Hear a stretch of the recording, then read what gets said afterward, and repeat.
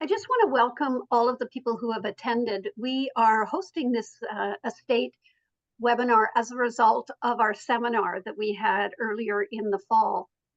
One of the responses that came from our survey was for the participants to go a little bit deeper into some of the presentations that we did on that particular day.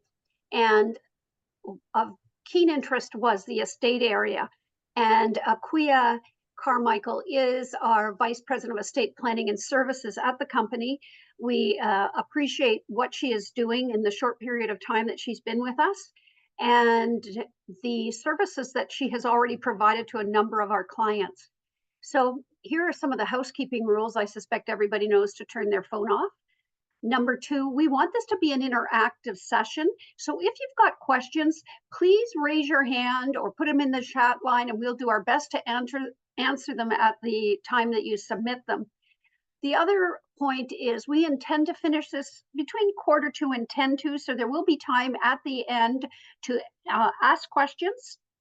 And there will be PD certificates issued as a result of this. Also, the slides will be sent. And finally, I just want to make note to those who are on the line, if you are an affiliate of ours, these webinars can be hosted by you, the affiliate, for your respective clients. They, in the past, have been very well attended, and the clients who attend them are so appreciative. And there always are people on these calls who need services. There has been no exceptions. So with that, Aquia, we know that this is something that you're passionate about. You indicate that to the people who are viewing this particular webinar. So I'm going to turn the speaker over to you. Thank you so much. Thank you, Peggy, for that rousing introduction. Good afternoon to everybody. Hope you're having a great day so far. I will jump right in to the presentation once I can see my screen. And okay, here it is.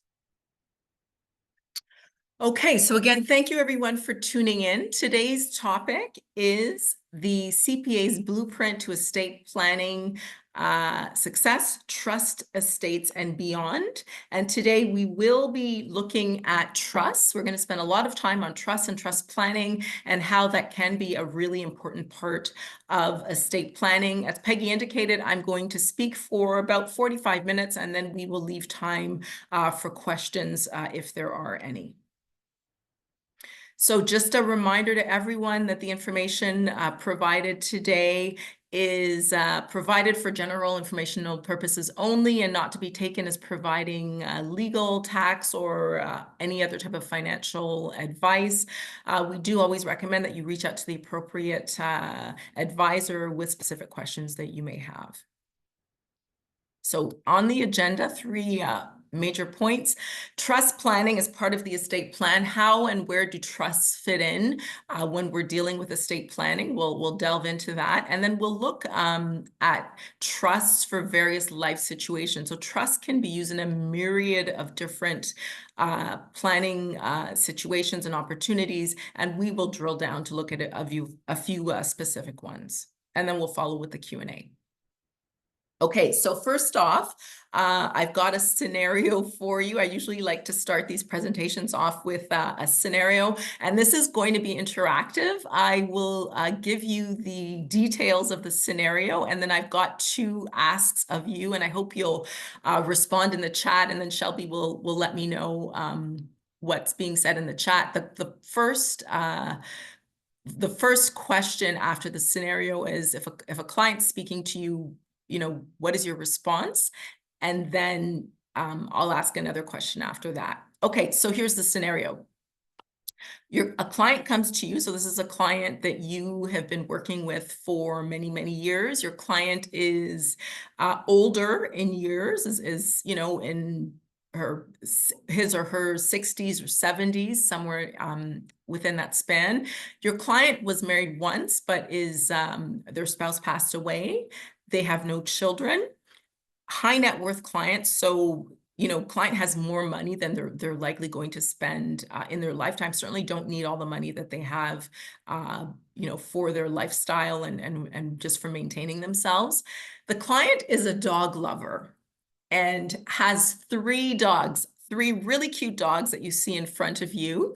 And the client wants to ensure that the dogs are part of their estate plan. So they want to take care of their dogs upon their passing. And so what the client says to you is they would like to leave $100,000 for the care of their dogs. They want to make sure that they're, doggy daycare and pet hotels and all their needs are taken care of. And that how the client would want their dogs taken care of, because the client has mentioned to you several times that they've put their dogs into doggy daycare, not cheap. They've spent up to $10,000 for a week of having these dogs put into these daycares and taken care of while they travel. So putting money aside such a large amount is really not unusual for this client, given their love for their animals.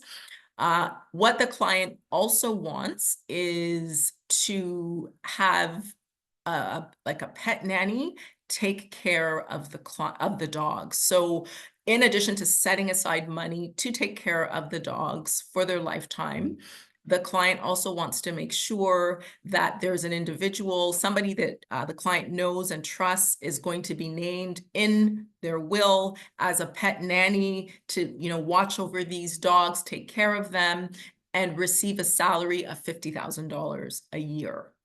On the passing of the dogs, the client would like whatever's left of those funds to go to a charity in honor of her spouse that passed away. So question for all of you, first off, what would you say to your client in a situation like that? And I know you're not estate planning lawyers, but I'm curious to know what kinds of comments you would have for your client, number one. Number two, I've given you a scenario. How many of you think this scenario is based on a true story? How many of you think this is just a scenario that I've made up because I probably had a little bit too much time on my hands? So is it a true or false scenario? And what are you going to say to your client that's saying these things to you about their estate planning? So I'll give you a minute or two to respond.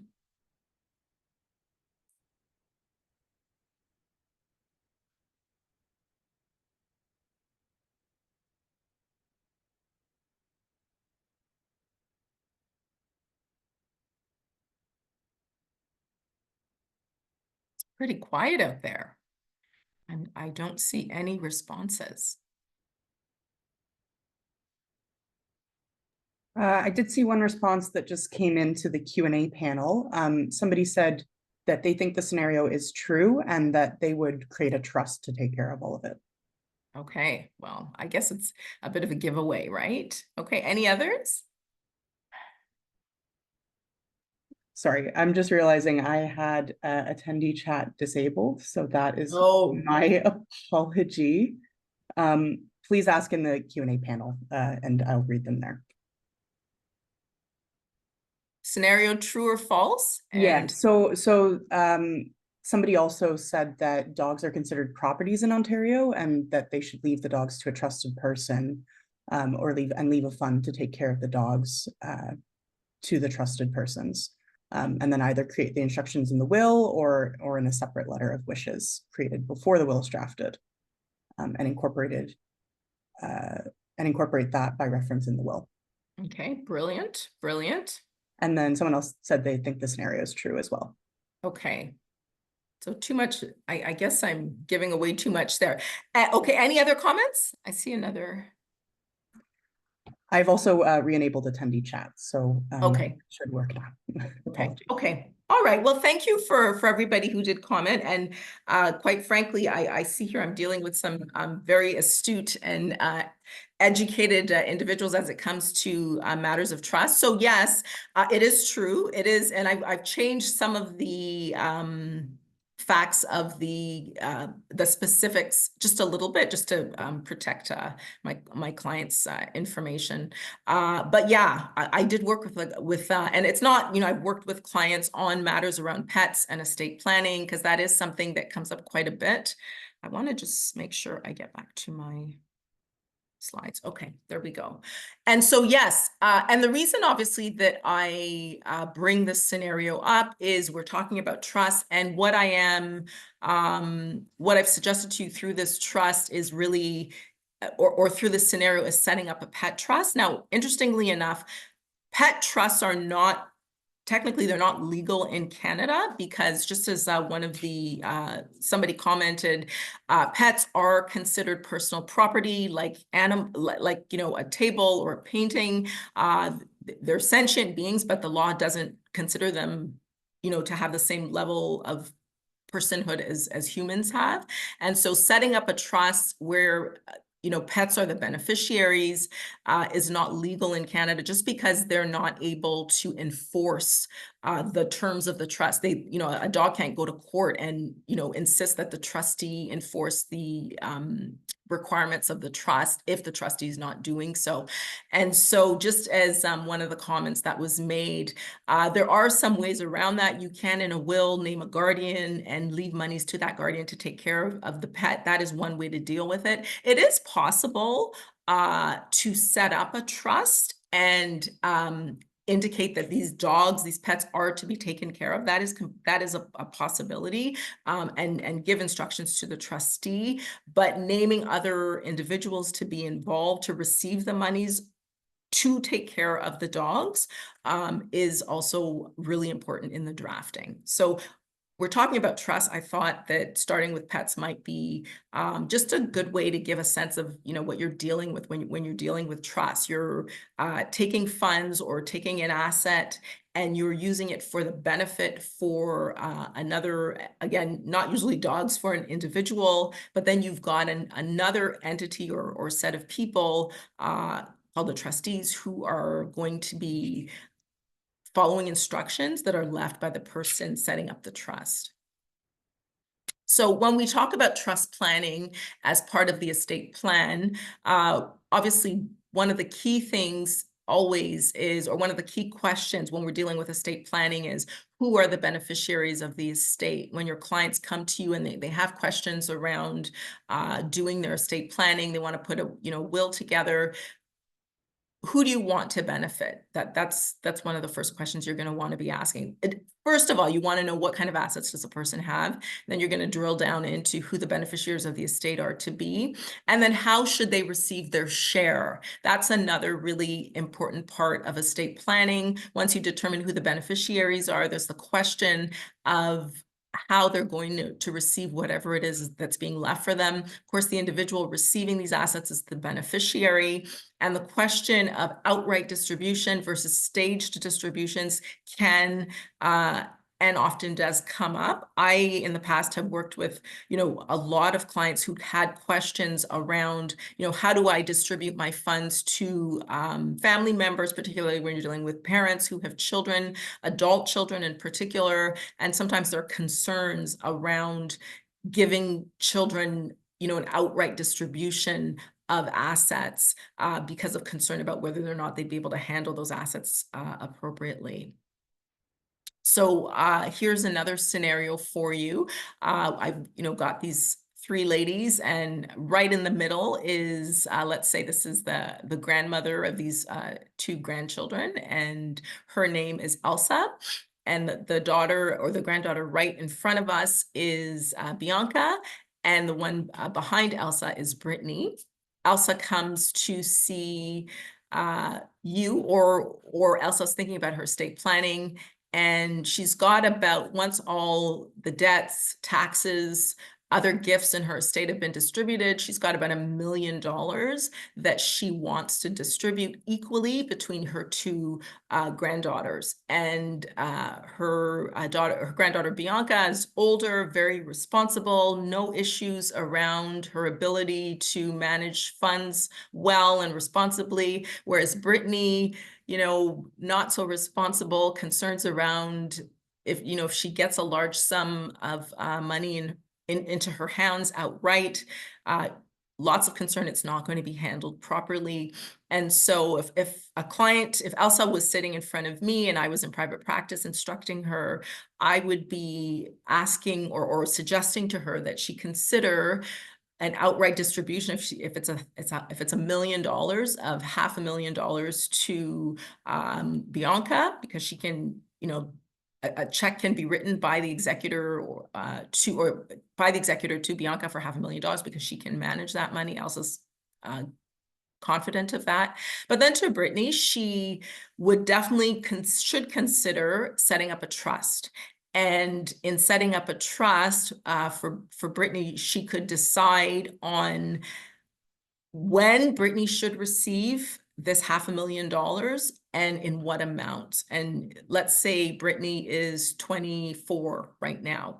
Elsa might decide when Brittany is 30, she can receive 1/3 of that $500,000. When Brittany turns 35, she gets another 1/3, and then at 40, she gets the balance. Those are arbitrary numbers, but the point of setting up a trust and having the opportunity not just to make an outright distribution, but there's also an opportunity to say stage of distributions makes more sense because the person receiving these assets from my estate is going to be better served by not having all those funds in their hands at one time. And that's really one of the strong benefits of setting up trusts in terms of managing those funds appropriately for beneficiaries of a person's estate.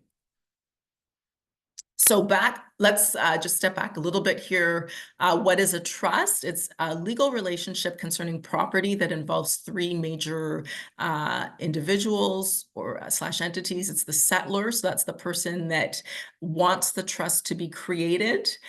They intend to benefit whomever. So I gave the example of Elsa, the grandmother, wanting her grandchildren, her granddaughters to receive, $1 million from her estate. So she's setting up the trust. She intends that it's created for the benefit of her granddaughters. And then you've got the trustee, who is the person that's going to be responsible for following instructions and what's called a trust deed, also called a trust indenture. So it's a document that is created by the settlor. I mean, a lawyer will draft it, but in terms of the instructions, depending on, are there specific instructions that the person intending for the trust to be created has for the trustee will have an obligation to follow those instructions as they are outlined in the trust deed. And then the beneficiary is obviously the person in the example just before, the granddaughters, the person receiving the actual funds. A trust involves separating out legal ownership of property from beneficial ownership. So legal ownership revolves around the individual who, in a trust situation, is the trustee that has legal title to the trust property, which in the example I just gave would be money, $500,000 or $1 million. So the trustee, because they've got legal ownership to the funds, can go to the bank, can deal with those assets, can have them invested. But beneficial ownership, or the actual ownership, the person who's actually going to benefit from that asset, is the beneficiary. A trust can be created during lifetime. It's called an inter vivos trust. And then upon death through a will, that trust is called a testamentary trust.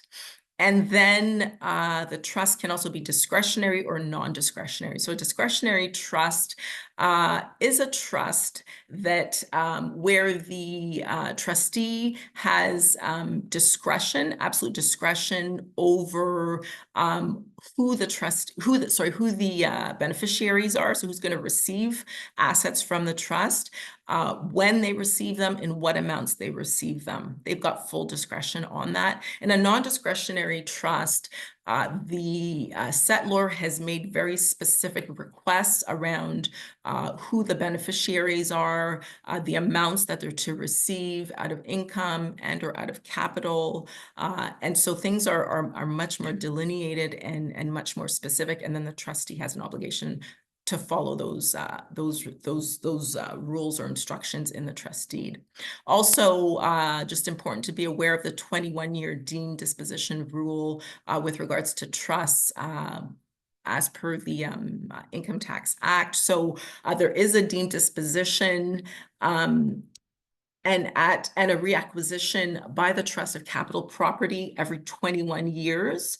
And so when trusts are drafted and created, they're usually drafted so that the assets are distributed within 21 years, and it is possible for those assets in the trust to be rolled out on a tax-free basis to the beneficiaries before that 21-year period elapses. And so you'll oftentimes find that trusts are created to empty out within 21 years. And they don't have to end in 21 years. They can certainly go on beyond that time, but most people want to avoid having to deal with this capital gains tax issue.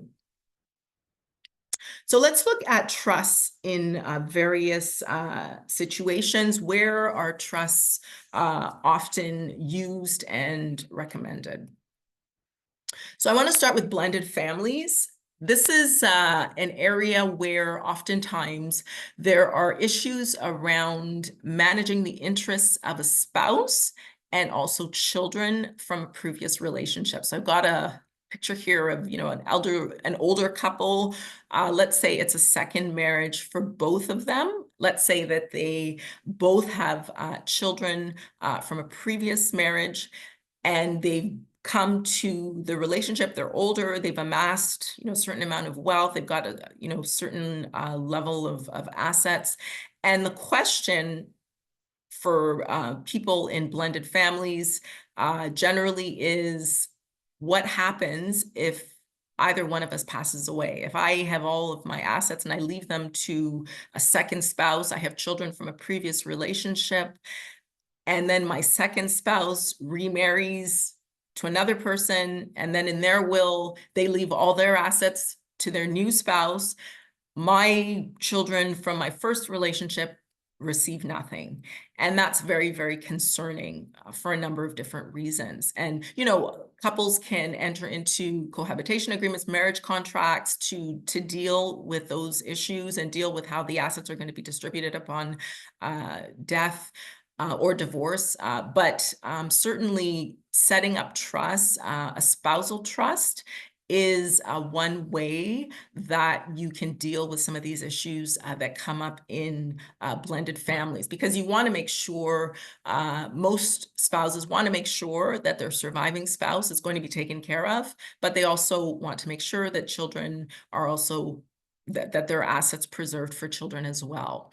And so with a spousal trust, once a spousal trust is set up, and one of the benefits of setting up a spousal trust is that the spousal rollover, where you've got the deferral of any capital gains tax on any capital property, because those assets are being rolled over into a spousal trust or being transferred to a surviving spouse.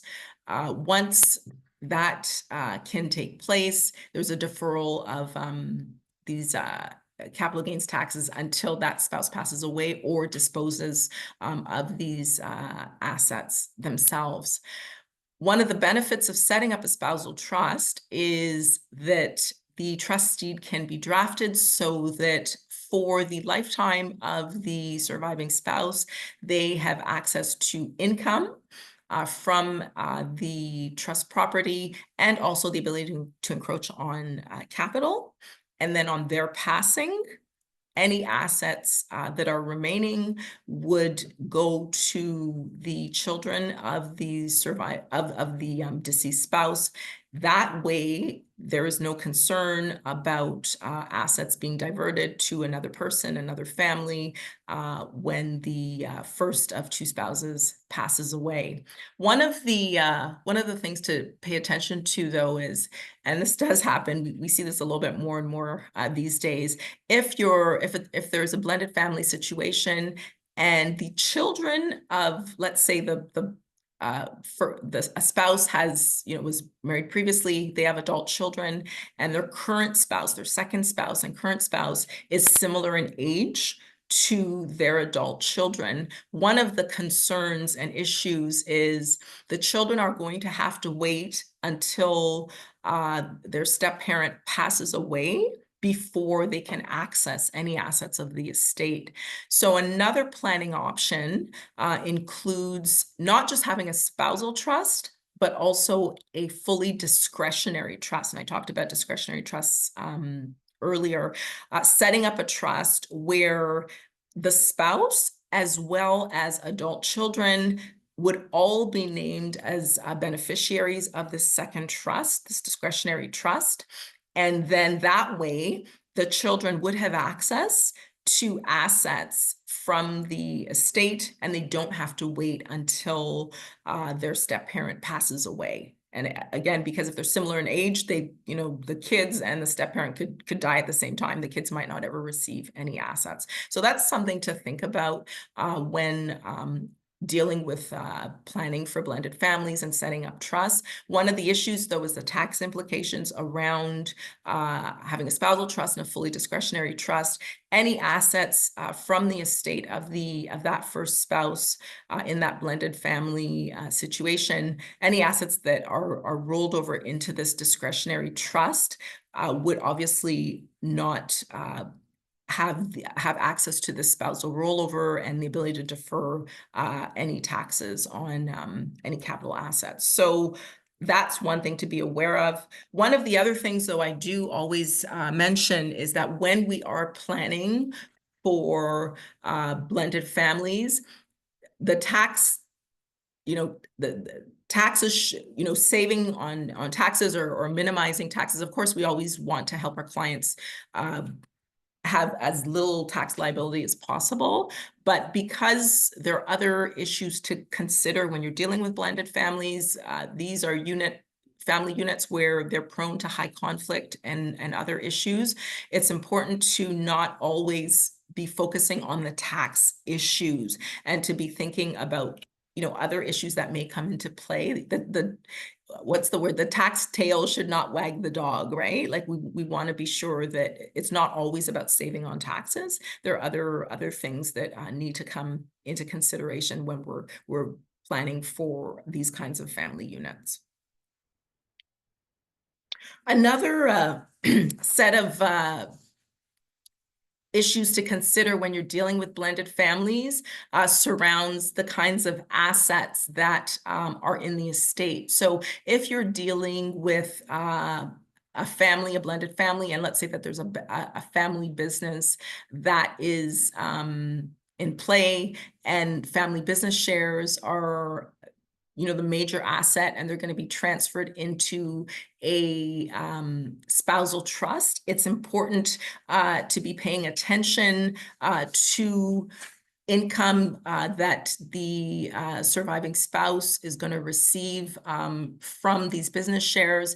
If the trustees, if there are dividends that are going to be declared from these shares and then paid into the trust, thinking about the income, how much income should be paid, how much of those dividends should be paid into the trust has to be considered. Whether the trustees should, and if it's appropriate for the trustees to also sit on the board of directors, because assuming that the majority of shares are being owned by the trust, by a spousal trust, they would likely be able to sit on a board of directors. You'd want to determine if that's appropriate, if that should happen. And then based on other interests in the family, just issues around how much income should be paid to the trust for the benefit of the surviving spouse. Those are issues that would really need to be taken into account. Additionally, if there is a matrimonial home or cottage, these are also assets, because in addition to cash, a trust can hold shares. A trust can also hold real estate. So a matrimonial home, a cottage property can also be held by a trust. And again, if you're dealing with a matrimonial home that is going to be held for a surviving spouse, for his or her lifetime, and then on passing, that property would go to children, again, from a previous relationship, or a cottage property that's held for the spouse, surviving spouse, while they're alive, and then it goes to children on the passing. Those can be tricky issues. How do they basically, you have these two sets of beneficiaries owning this property, and how do they own this property, peacefully without a lot of conflict? Issues around repairs and upkeep for the home. Who's responsible for paying for that? Normally, ongoing repairs or expenses or upkeep associated with the home should be paid by the current occupant, and that would be the surviving spouse. Any more long-term additions to the home or capital repairs would normally be the responsibility of the capital beneficiary, which would be the children, surviving children in this situation. So just being clear on who's paying for what happens if the surviving spouse during their lifetime, doesn't pay for the ongoing expenses, refuses to do that, building in for that kind of an issue and how you would manage that becomes very important. Additionally, another option might be to set up some kind of a residential home fund or cottage fund, a recreational property fund, where monies out of the estate are set aside to deal with ongoing expenses, to deal with capital expenses as well, so that it's not an issue that either the surviving spouse or children who are going to receive these assets when the surviving spouse passes away have to deal with at all. I bring these points up just as a reminder that when you're dealing with blended families, the issues can become very complicated very quickly and complex. And so spending some time to think about how best do we handle a matrimonial home that's being held by a trust or cottage property, and what are some of the issues that can come up, and then issues around use, actually, I should say, if you're dealing with a spousal trust, one of the requirements of a spousal trust is that all the assets in that spousal trust can only be used by the spouse in order that that trust not be tainted. And so, there's not going to be any issue around children using a matrimonial home or cottage during the lifetime of the surviving spouse. But just, dealing with issues around maintenance and upkeep of those properties certainly could come up. Personal property is also one of those issues that comes up. Personal property is everything other than land, buildings, or real estate. So if you have, painting, collections of valuable property, automobiles, antiques, any of these kinds of issues, having discussions with family members around, what is rolled into the trust, what is maybe given outright to other family members, and then issues around, again, upkeep of that property, ensuring that property. What if something disappears or gets broken? Again, who pays for that? How are those kinds of issues dealt with? That's something to be thinking about as one is going through their estate planning, if these assets are actually going to be rolled into a trust, and a spousal trust in particular. Another area that trusts can be very effective in is with the use of planning for special needs beneficiaries. So here I am talking about an absolute discretionary trust, also known as a Henton Trust, and many of you have probably heard of these kinds of trusts. I want to start first by just mentioning that with special needs beneficiaries, I like to define a special needs beneficiary as an individual who is dependent on another individual, usually a parent or another family member, financially and or emotionally. A person that's a special needs beneficiary would be an individual who would not be able to continue in the lifestyle and level of care and living that they're experiencing if the support of this other individual was removed from them. So minor children are special needs beneficiaries. Without the help of the financial assistance of their parents, they're not able to function in society or in their world. And so special needs beneficiaries are also a parent who has a child that has autism or cerebral palsy, and not just minor children. If you've got a child who's an adult child who's not able to work for mental health or other physical, they've got some kind of a physical disability that means they won't be able to work, or very, very specifically minimizes their ability to earn enough income to support themselves, that individual would also be classified as a special needs beneficiary, somebody who'd basically be reliant on the will maker in the event that they were no longer alive. And so setting up this absolute discretionary trust is particularly for individuals who are receiving government benefits. In Ontario, there is the Ontario Disability Support Program, ODSP, which provides disability benefits to individuals 18 years or older who have certain physical and or other disabilities that prevent them from being able to work or work at a level that they can support themselves appropriately. The benefit of a Henson Trust is that it provides these individuals, these special needs beneficiaries, with the opportunity to continue receiving governmental benefits, but not run the risk of being cut off from their benefits because they're also receiving assets from a parent or a loved one's estate. So for instance, in Ontario, under the ODSP rules, an individual cannot have more than $10,000 in cash or like physical cash within a 12-month period. And if they have more than that, so if a person is on ODSP and they receive $100,000 from a parent, I mean, $100,000 is not a great example because there are up to $100,000 can also be sheltered under ODSP. Let's say they receive $200,000. They would certainly run afoul of their asset and income limits, the asset limit. So it's $10,000 within 12 months. They can't have more than $10,000 in cash. And then they also cannot have more than $40,000 in assets.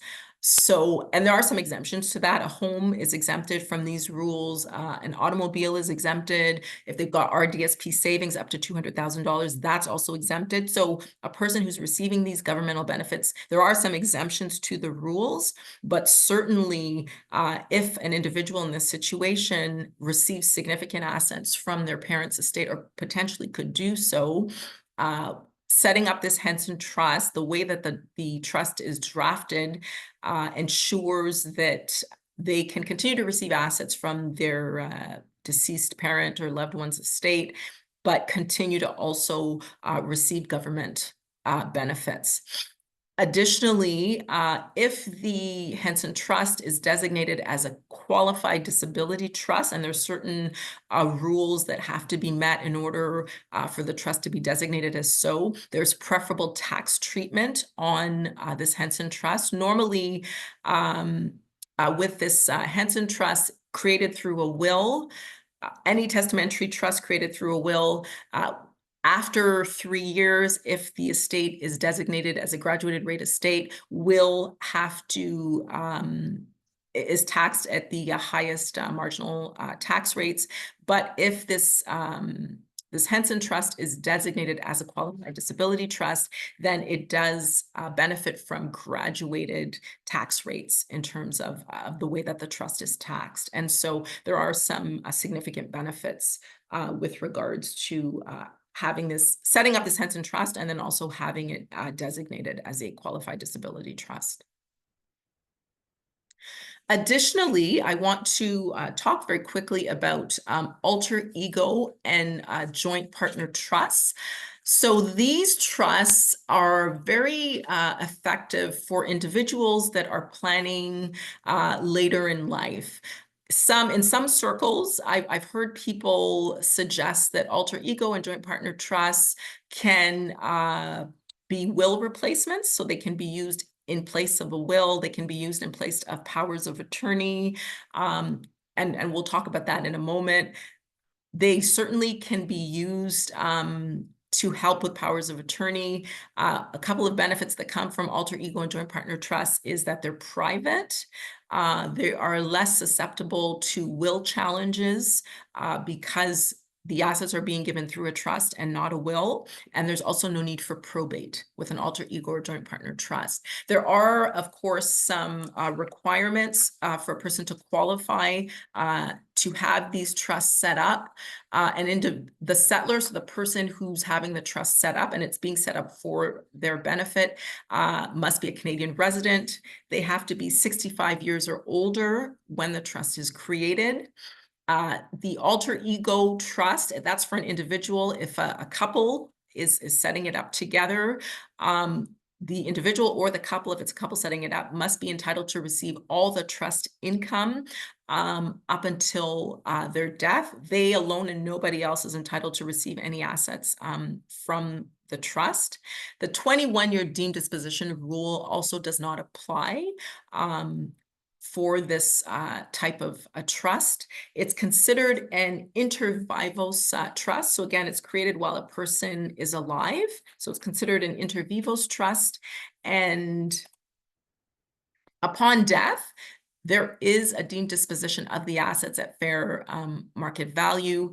And those assets are going to be taxed at the highest marginal tax rate. So in terms of the tax treatment with regards to alter ego and joint partner trust, they're not as good. The tax treatment is not as good as it would be if a person had a will and they were having their assets distributed through a will. Their tax issues will come at their marginal rate. Whereas if their assets are disposed of through this alter ego or joint partner trust, the assets in that trust are going to be taxed at the highest marginal tax rate. So the tax treatment is not as good, obviously, if you are using if you're using this type of a trust.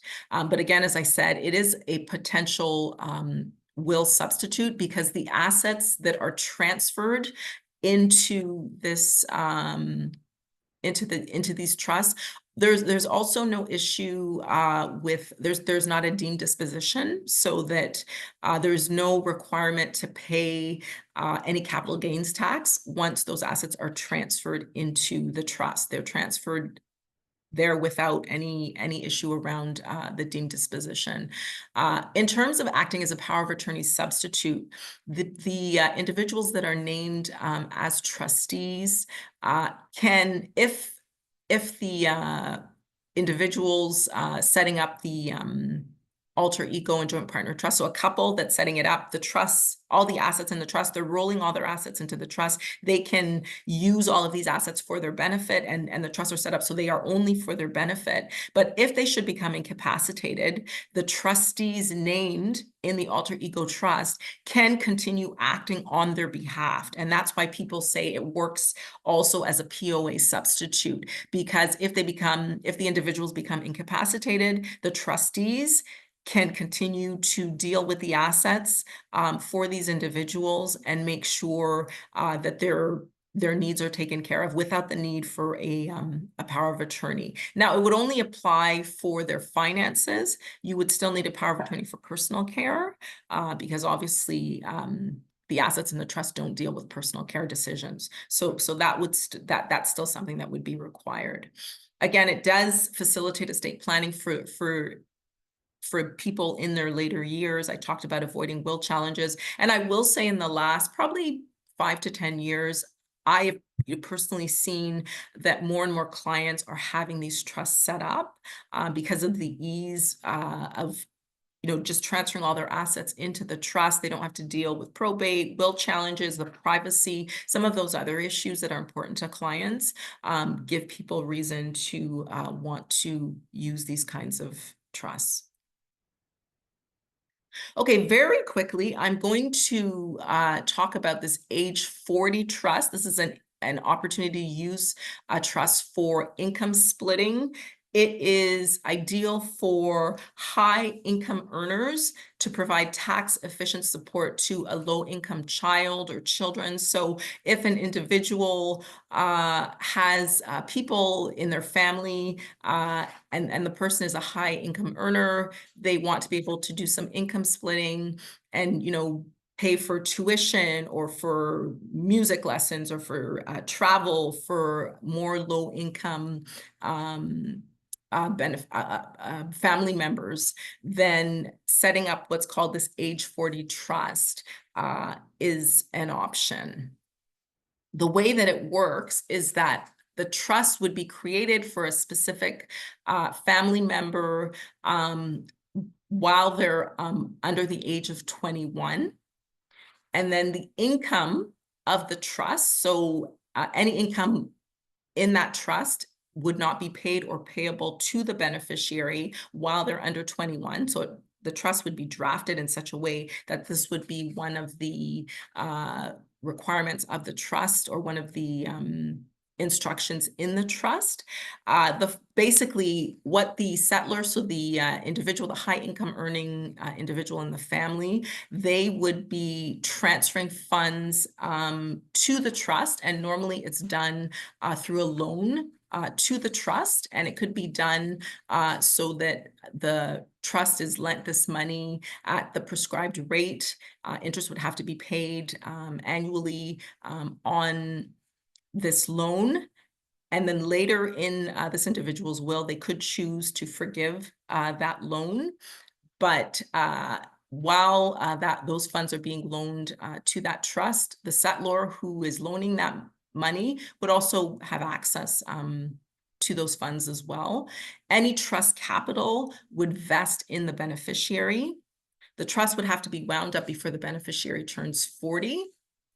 But before and after the beneficiary turns 21 or older, the beneficiary would have access to capital in that trust. So any increases and above and beyond the amounts that were loaned to that trust, the beneficiary would have access to that capital before and after they turn 21. And then in terms of investment income, any income that's earned above and beyond what was initially loaned to that trust would be available to the beneficiary from the age of 21 and on, and it would be taxed in their hands. So this is a very high level summary of what this kind of a trust is, but it does give some sense of some opportunity to do some income splitting with family members. And it's one of the ways. There are other options as well. But I thought this was an interesting way to use a trust for income splitting opportunities. And then bear trusts are also an option that can be employed when you're dealing with clients that have real property. So they have a home, cottage property, other types of land, other types of real property. There are clients who do tend to amass significant real property. It is possible to set up a strategy with a bear trust whereby the client should own a CCPC, so a Canadian Controlled Private Corporation. Legal title of real property can actually be given to your CCPC, and then the shares of the CCPC can be transferred through a secondary will. So a client who owns shares in a privately held corporation, oftentimes if there's value in that corporation, we as estate planning lawyers will recommend that the client has a primary and a secondary will. Through this secondary will, the shares of the CCPC would be transferred to whoever the beneficiaries of that individual are going to be. The benefit of setting up a bear trust that basically has legal title to this real property is that there can be significant probate tax savings, because with a secondary will, there is no need to pay probate tax, which is 1.5% above the first $50,000 of value in that estate. And so there is a significant opportunity here, particularly if there's significant real estate, to have these assets pass through this secondary will without having to pay this 1.5% probate tax that would otherwise have to be paid if you're not planning in other ways. Bear trusts are unlike other trusts in that basically it's just an opportunity for another entity to have legal title to an asset at the request of the beneficial owner of the asset. So that's the person who actually owns the asset. And basically when that beneficial owner requires the legal owner to transfer that asset back to them or to another third party, the legal owner has a responsibility to do so, and it's done through documentation. It's an interesting strategy. It's one that can be very, very effective. Again, I'm speaking very high level about it, but it is possible to use a bear trust to hold real estate. And in the estate planning context, the benefit is that there can be significant probate tax savings.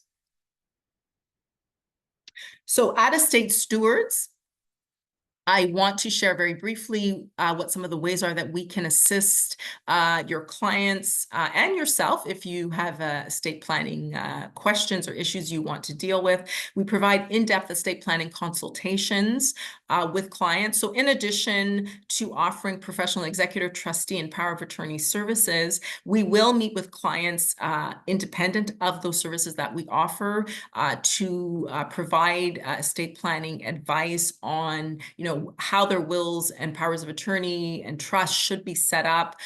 We will provide referrals to estate planning lawyers as well. In the new year, we will be offering a service whereby we will also be drafting wills in-house. So we can help clients with that also as they work through their estate planning. And again, we do offer the professional executor, trustee, and power of attorney services. So there are a number of different ways that we can help clients with their particular estate planning needs. And we are certainly here to help your clients meet their estate planning needs as they arise. And I certainly would be more than happy to have further discussions with you or your clients as the needs may arise.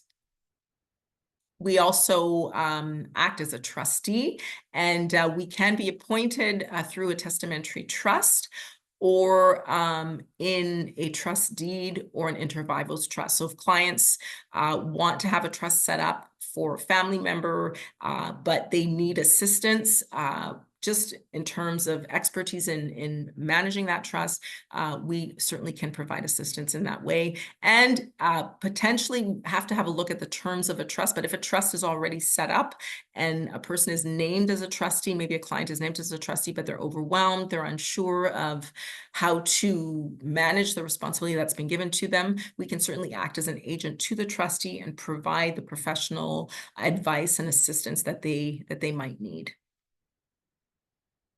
And I've already spoken about our executor and power of attorney services, so I will skip by this slide and come into the Q&A if there are any questions. We do have a number of questions that have been asked, so I'll just go through them one at a time. The first is who decides on when an estate created at death becomes a testamentary trust? So if a will is created, so in a will, so when a person dies, if they have a will and there's a trust in the will, it is automatically a testamentary trust. So any will that contains a trust is a testamentary trust. It doesn't come into effect until the person dies, but once a person has passed away and there's a trust set up in that will is deemed a testamentary trust. It only comes into effect because a person has passed away. Okay, perfect. And then another question, is there a tax deferred rollover at the end of year 21 of a trust? So it's not a well, the point is that coming up to the 21st year, you can roll out whatever trust property is in the trust to the beneficiaries, capital beneficiaries, without any tax implications. They can receive that trust property tax-free, right? But in terms of, is there a rollover? The point is that you're going to want to distribute the trust property, before that 21 years is up, because if you don't do that in year 21 and beyond, you're going to be dealing with, well, at year 21, you're going to be dealing with the deemed disposition issue. Perfect. Okay, and then just another question, 2 parts. One, do you draft trust deeds? And secondly, can a minor be a beneficiary to a trust? Sure. So we don't draft, we're not currently drafting trust deeds, but as I indicated, in the new year, we will be rolling out a new service where we are offering will services. So certainly in that gamut of services that we're offering, once we have a lawyer who's drafting wills, certainly they would also have the capacity and ability to draft trusts as well. Minors can be beneficiaries of trusts as well. Absolutely. You've got to, there can be issues around attribution. So if you have a minor that is a beneficiary of a trust and they're receiving income, there can be issues with attribution for the settlor, the person that's had that trust set up, where any income earned, even if it's taxed in the hands of the minor, is still going to be attributed back to the person setting up the trust. So yes, minors can be beneficiaries, but receiving income creates tax issues. And also, but for capital, no, they can receive capital distributions from the trust without those same tax issues. Okay, and then just another question. So if the will does not refer to a trust creation, can a testamentary trust still be created? No. In the will, the trust should be created in the will. So basically, there are only 2 types of trusts. Inter vivos trusts. Inter vivos trusts are created while a person is alive, right? Testamentary trusts are created through a will. Those are the only 2 ways that trusts are created, either while you're alive or through a will. So if you have a will and there is no trust in the will, it is not possible to have a testamentary trust because it's created by force of being in the will, right? You have an inter vivos trust created while you're alive, or a testamentary trust created upon death of the will maker. I hope that's clear. Excellent. I'm not seeing any other questions at the moment. So if you want to do a wrap up. Well, I'll just say thank you to Acquia. This was a fantastic webinar. A lot of information was shared, and certainly the interest in trusts continues to grow. But I think it was very clear that it either has to be done by the individual while they were alive, or the individual must put it in their will for that to be considered. So certainly it can't be added if that individual has not put it into their will. So that was very clear. Thank you for that, Acquia. Again, want to thank you for those who participated today. Repeat that you will get a slide deck. You will be getting a professional development certificate. And we have at least two more webinars in this series available. Some of you have signed up, but I believe that Shelby will be sending out information for the upcoming webinars. So thank you, Acquia, and thank you to all who attended. Peggy, could I say I just thought about one thing around the issue of the testamentary trust. One thing that does happen on occasion, the courts can determine that assets are being held in trust by another person, like by another beneficiary in the estate. That's called a resulting trust. It's funny, I just wrote an article in advisor.ca on resulting trusts today about that. So trust can come into effect in other ways through the court. The court can indicate that there is a trust because of the way that assets are being held. So I just want to put that out there as well. There are other ways that a trust can come into existence, but generally speaking, it's either through an inter vivos trust that's created while you're alive or through a testamentary trust when a person passes away. But a court can determine that assets are being held in trust. That does also happen on occasion. Thanks. Just that would be bothering me if I hadn't mentioned that. Thank you for the clarification, Akuya. You're Sure. awesome. Okay. Thanks so much to everybody. Bye now. Bye.